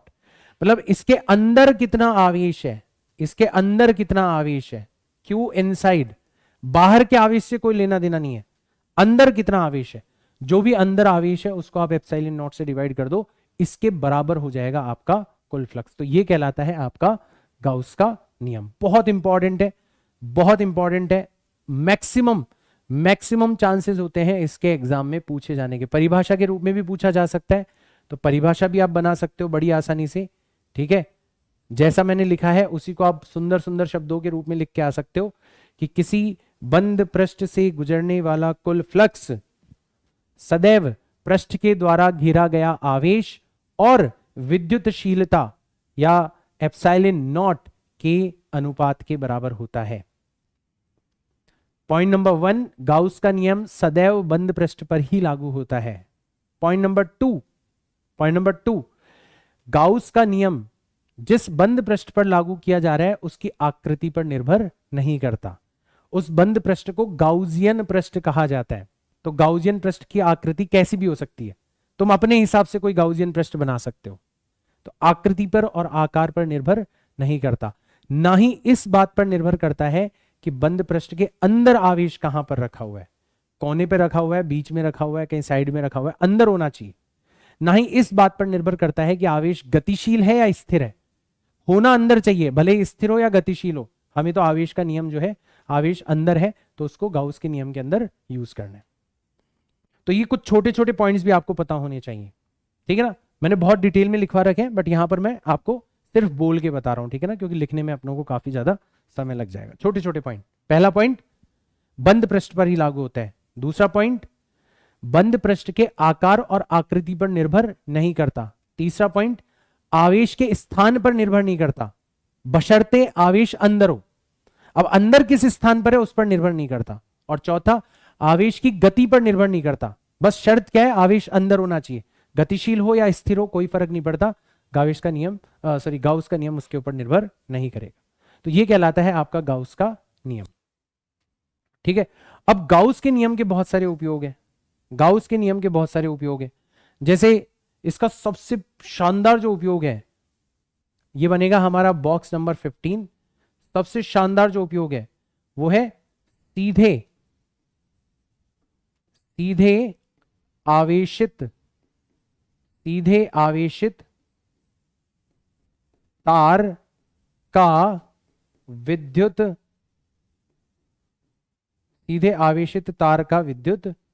क्षेत्र। सबसे पहला उपयोग है ये, सबसे पहला उपयोग, सीधे आवेशित तार का विद्युत क्षेत्र। तो इसमें क्या होता है, आपको एक सीधा तार दिया हुआ है, अनंत लंबाई का है, ऐसे तो ऊपर भी अनंत तक जा रहा है और नीचे भी अनंत तक इसका विस्तार हो रहा है, ठीक है। तो एक अनंत लंबाई का आपको सीधा आवेशित तार दिया हुआ है। अब इसके प्रत्येक बिंदु पर आवेश वितरित है, प्रत्येक बिंदु पर क्या है, आवेश वितरित है। तो अगर कोई पूछे बताओ कुल आवेश कितना होगा, तो आप बोलोगे सर तार की लंबाई तो अनंत है, तो आवेश भी जुड़ के कितना हो जाएगा, अनंत। तो ऐसी अवस्था में आपको कुल आवेश नहीं दिया जाता, आपको आवेश घनत्व दिया जाता है। तो आपको यहां पर क्या दिया जाएगा, यहां पर आपको दिया जाएगा लैम्डा। लैम्डा, लैम्डा को अपन बोलते हैं रेखिक आवेश घनत्व। तो यहां पर आपको क्या दिया जाएगा, यहां पर आपको दिया जाएगा रेखिक आवेश घनत्व। इसको किसके द्वारा प्रदर्शित करते हैं, इसको लैम्डा के द्वारा प्रदर्शित करता है। लैम्डा कैसे परिभाषित करते हैं, लैम्डा को अपन परिभाषित करते हैं आवेश बटा लंबाई, आवेश बटा लंबाई। मान लो यहां से आपने एक छोटा सा टुकड़ा उठाया, ये रहा, ये आपने एक छोटा सा टुकड़ा उठा लिया, इस टुकड़े की लंबाई कितनी है dl, और इस पर आवेश कितना है dq। ये जो छोटा सा टुकड़ा आपने उठाया ना, इस टुकड़े की बात कर रहा हूं मैं, लंबाई कितनी है dl और आवेश कितना है dq। तो लैम्डा कैसे परिभाषित करोगे, आवेश बटा लंबाई, मतलब dq डिवाइडेड बाय dl। ये किसको प्रदर्शित करेगा, रेखिक आवेश घनत्व को प्रदर्शित करेगा। तो ऐसी अवस्था में हमें रेखिक आवेश घनत्व दिया जाता है। अब हमसे पूछा गया है कि ये जो सीधा तार है, इससे r दूरी पर, कितनी दूरी पर, r दूरी पर, ये जो r दूरी पर बिंदु है, यहां पर विद्युत क्षेत्र निकालो, यहां पर विद्युत क्षेत्र निकालो। तो हम यहां पर गाउस के नियम का उपयोग करते हैं। हम सबसे पहले एक गाउसियन पृष्ठ लेते हैं। ये देखो मैंने एक गाउसियन पृष्ठ बनाई है, यहां पर कैसी होती है, बेलनाकार, जितनी ऊपर उतनी की उतनी नीचे, जितनी इधर उतनी की उतनी इस तरफ, ठीक है। तो ऐसी हम क्या बनाते हैं, यहां पर एक बेलनाकार, ऐसी अपन एक बेलनाकार पृष्ठ लेते हैं, ऐसे हम एक बेलनाकार पृष्ठ लेते हैं। तो ये हमने ली है गाउसियन पृष्ठ, ये हमने ली है गाउसियन पृष्ठ ली है हमने। सबको समझ में आ गया। तो आधे नंबर तो तुम्हें यही मिल जाएंगे, किस तुमने चित्र बहुत अच्छे से बना दिया, गाउसियन पृष्ठ जो है वो तुमने बहुत अच्छे से बना दी, ठीक है। आधे नंबर तो तुम्हें यही मिल गए। फिर इसके तीन हिस्से हो गए, इसके तीन हिस्से हो गए। ऊपर वाला ढक्कन, तो ऊपर वाले ढक्कन पे देखा तुमने कि जो क्षेत्रफल सदिश होगा वो तो किस दिशा में हो जाएगा, वो तो पृष्ठ के लंबवत दिशा में हो जाएगा, और जो विद्युत क्षेत्र है वो पृष्ठ के समांतर दिशा में हो जाएगा। तो दोनों एक दूसरे के क्या हो जाएंगे, लंबवत हो जाएंगे। ऐसे नीचे वाले ढक्कन पर देखा तुमने, यहां पर क्या हुआ, ये जो तुमने छोटा सा टुकड़ा लिया, तो क्षेत्रफल सदिश जो है वो तो पृष्ठ के लंबवत हो जाएगा, भाई जो पृष्ठ है उसके लंबवत हो गया, और विद्युत क्षेत्र जो है वो पृष्ठ के समांतर हो जाएगा। तो यहां पर भी दोनों एक दूसरे के लंबवत हो गए। और जब भी विद्युत क्षेत्र और क्षेत्रफल एक दूसरे के लंबवत होते हैं, मतलब थीटा 90 डिग्री होता है, तो कॉस 90 का मान कितना होता है, 0। तो ना तो यहां से कोई फ्लक्स गुजरेगा, ना यहां से कोई फ्लक्स गुजरेगा, इन दोनों से तो कोई फ्लक्स गुजरेगा ही नहीं, कोई फ्लक्स नहीं गुजरेगा।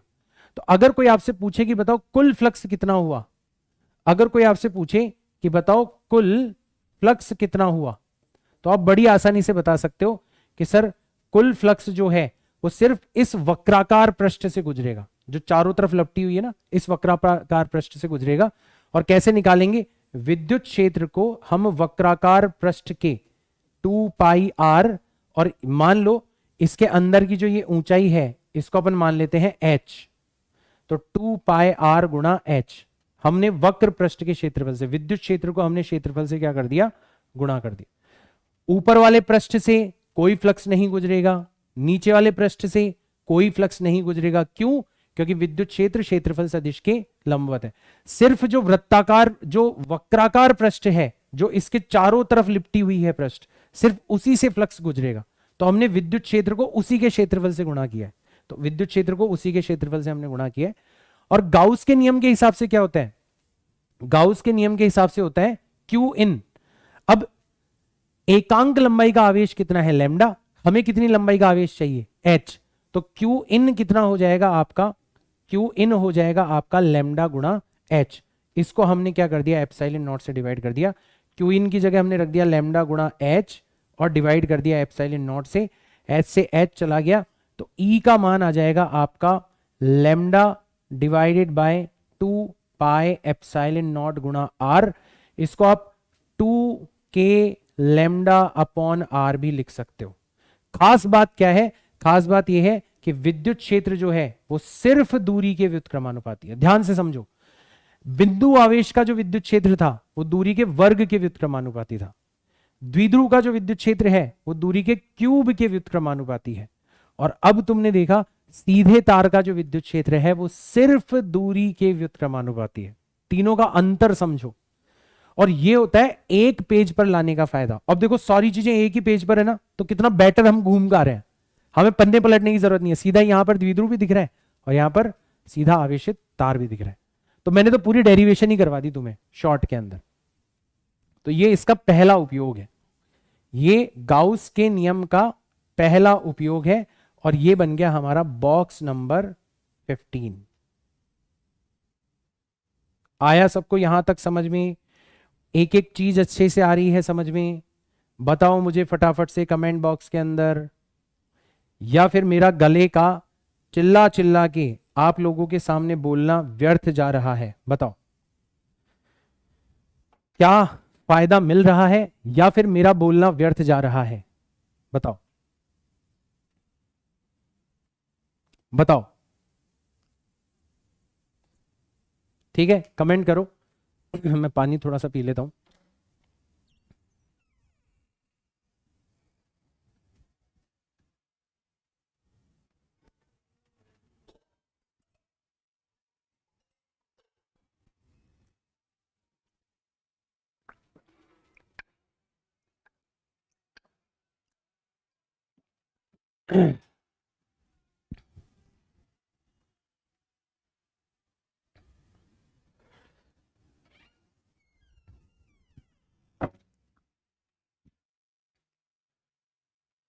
मजा आ रहा है?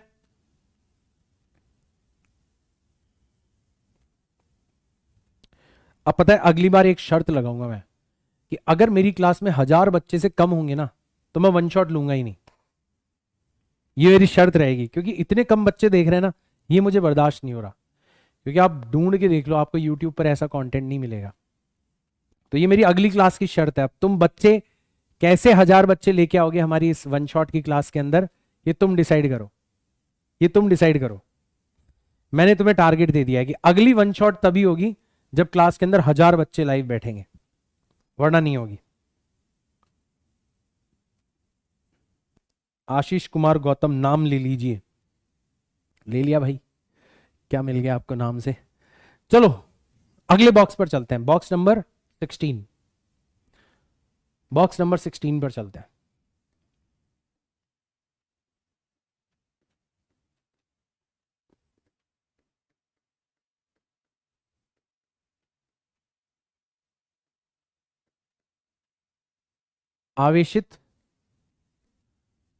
आवेशित चादर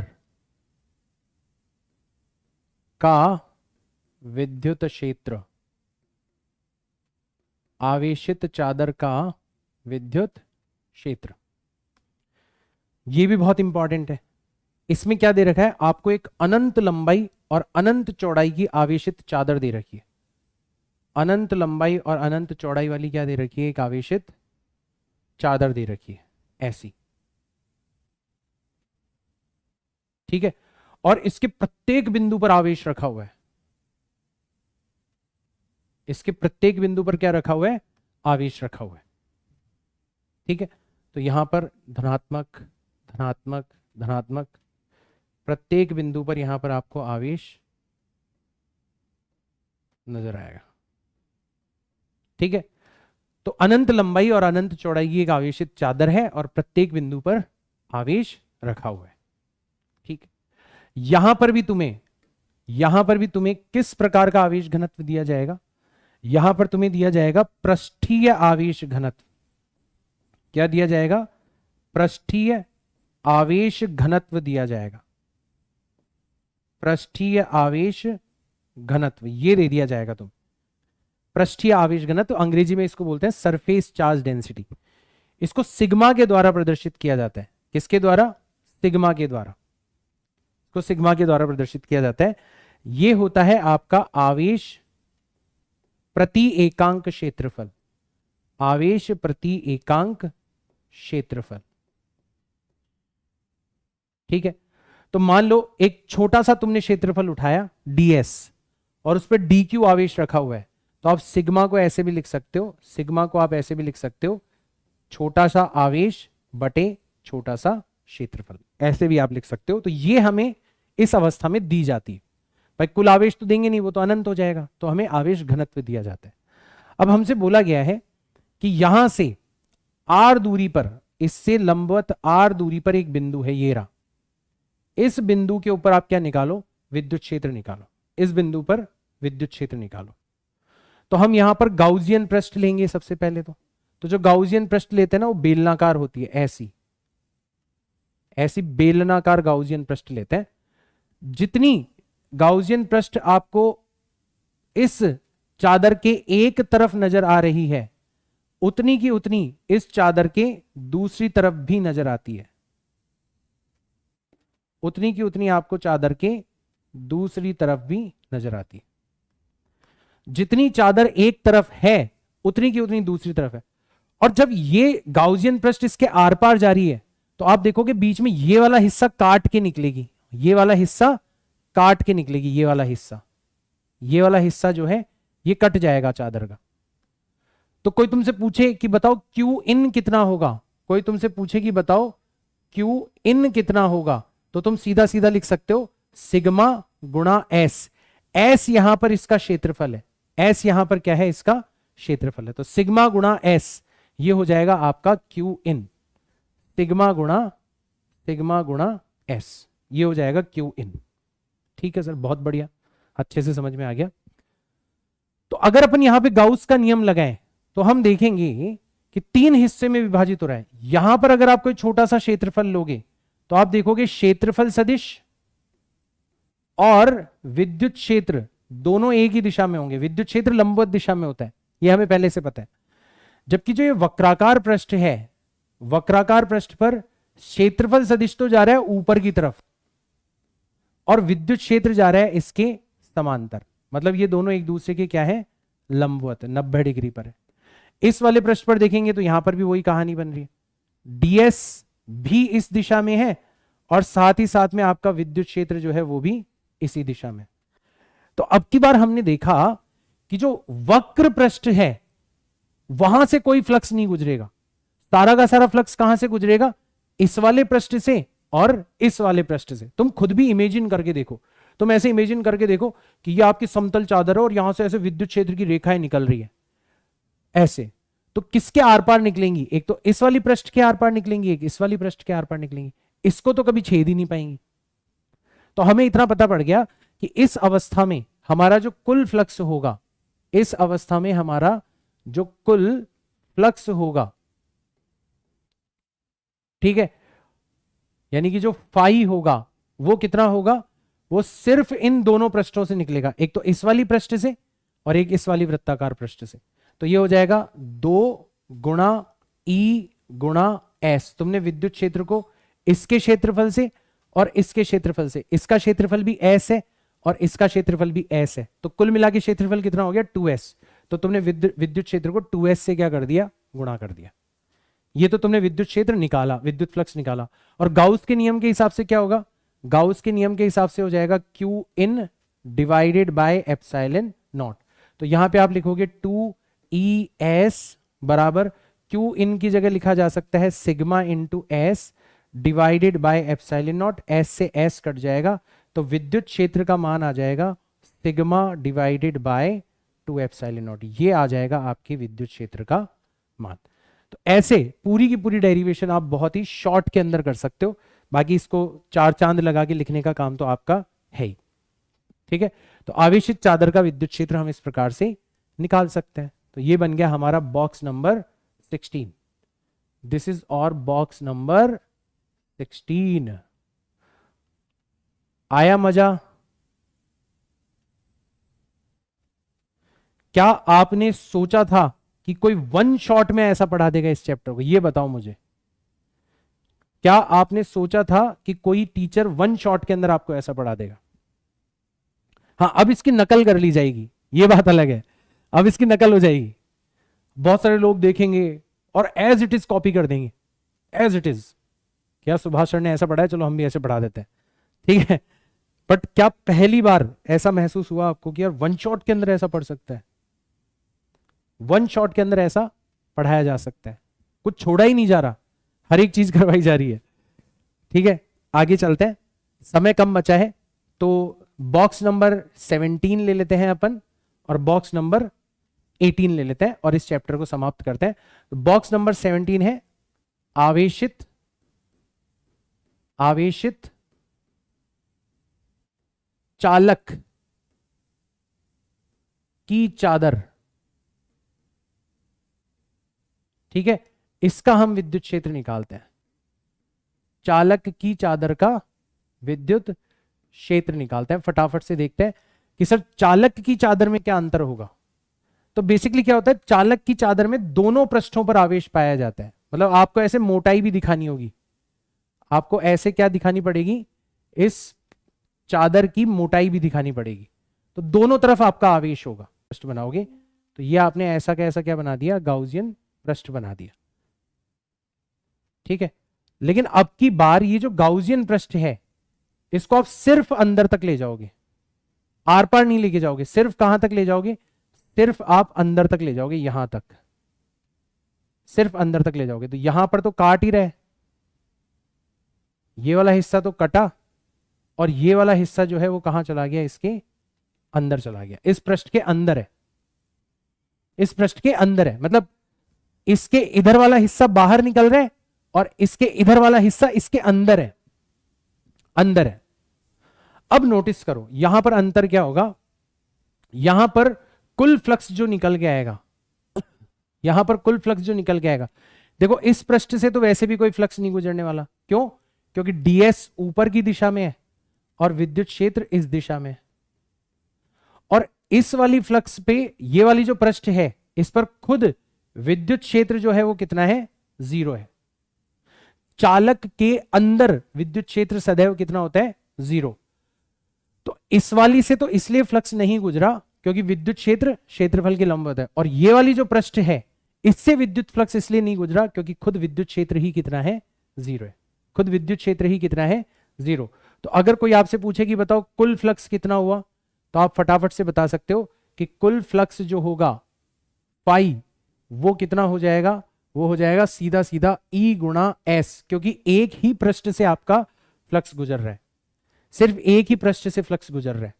और गाउस के नियम के हिसाब से ये किसके बराबर होना चाहिए, क्यू इन बटा एप्सिलॉन नॉट, और क्यू इन का मान किसके बराबर है, वही सिग्मा इंटू एस बटे एप्सिलॉन नॉट, एस से एस चला गया तो ई का मान आ जाएगा आपका सिग्मा बटे एप्सिलॉन नॉट। तो ये अंतर होता है, अगर कुचालक चादर हो तो सिग्मा अपॉन 2 एप्सिलॉन नॉट, और अगर आपकी चालक की बनी हुई चादर हो तो सिग्मा अपॉन एप्सिलॉन नॉट। आप इसकी मदद से भी डेरिवेशन कर सकते हो भाई, आप ये देख सकते हो कि ये जो चालक की बनी हुई चादर है ये दो आवेशित चादर हैं, बेसिकली ऐसा लग रहा है जैसे दो आवेशित चादर रखी हुई है, और एक आवेशित चादर का विद्युत क्षेत्र कितना होता है, सिग्मा अपॉन 2 एप्सिलॉन नॉट। तो इसको 2 से गुणा करोगे तो अपने आप ही ये वाला आंसर आ जाएगा। ऐसे भी कर सकते हो आप, इस तरीके से भी कर सकते हो, राइट। तो ये हो गया हमारा बॉक्स नंबर 17, ये हो गया हमारा बॉक्स नंबर 17। और अब अपन आखिरी बॉक्स पर चल रहे हैं अपने, अब अपन आखिरी बॉक्स पर चल रहे हैं, चालक गोले का विद्युत क्षेत्र निकालते हैं। किसका, चालक गोले का विद्युत क्षेत्र निकालते हैं, आ जाओ। तो ये हो जाएगा हमारा बॉक्स नंबर 18, ठीक है। एक आवेशित चालक गोला ले लो, ठीक है, या फिर खोल ले लो, खोल, कोश ले लो, कोश भी बोला जाता है इसको, ठीक है, गोलीय कोश भी बोला जाता है। इसका हम विद्युत क्षेत्र निकालना चाहते हैं, इसका हम विद्युत क्षेत्र निकालना चाहते हैं, ठीक है। चलो ले लेते हैं फटाफट से। तो ये हमारा एक आवेशित गोला है,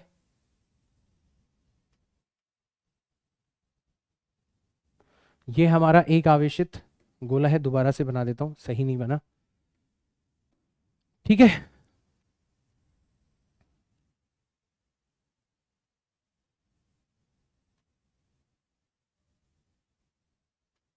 ये हमारा एक आवेशित गोला है।